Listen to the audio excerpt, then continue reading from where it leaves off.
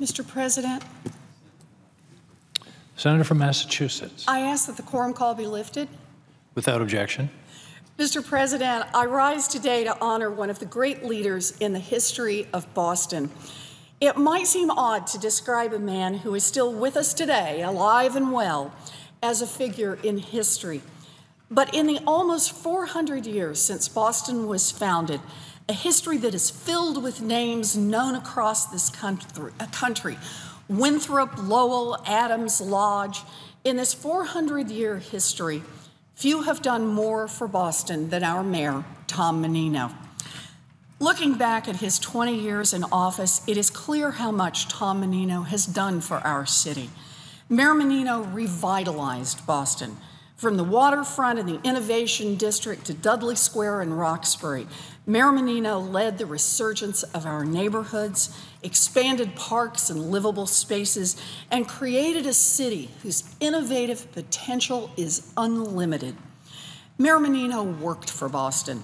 With firm convictions, he cautioned against predatory lenders, starting the Don't Borrow Trouble long before the Great Recession. With political will and courage, he improved education for all our kids, creating full-day kindergarten and making Boston schools some of the best in the country. With foresight of the next frontiers, he fought for hospitals and scientific research, giving Boston the world's leading healthcare institutions.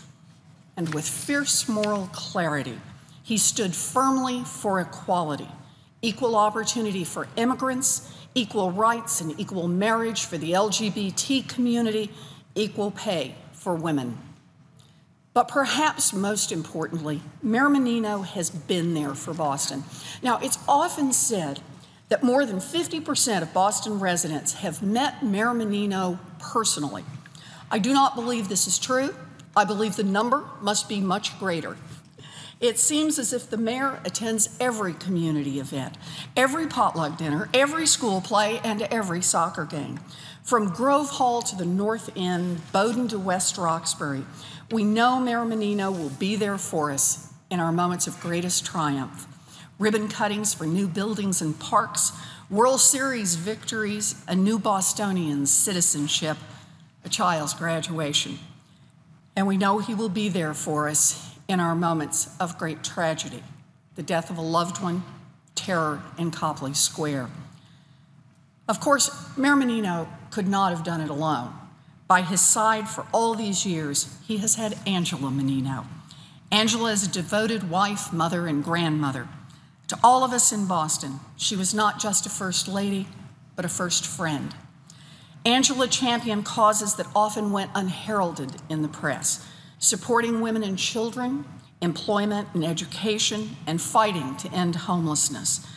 Today, we thank Angela as well for helping make our city into a warm and thriving community.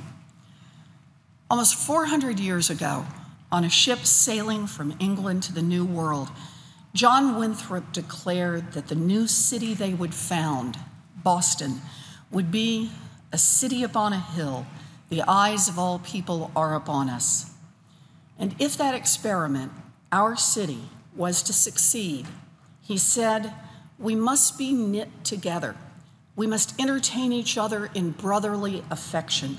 We must rejoice together, mourn together, labor and suffer together, always having before our eyes our commission and community in the work as members of the same body. For 20 years, Mayor Menino has made Boston into a city that all eyes can see is a model for the country and for the world. And he has succeeded because he knew that all along our fortunes depend on our work together as one people, as one community, as one Boston.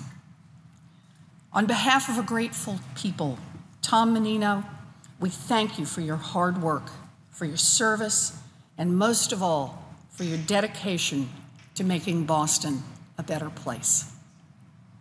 Thank you. I yield the floor and suggest the absence of a quorum. Clerk will call the roll.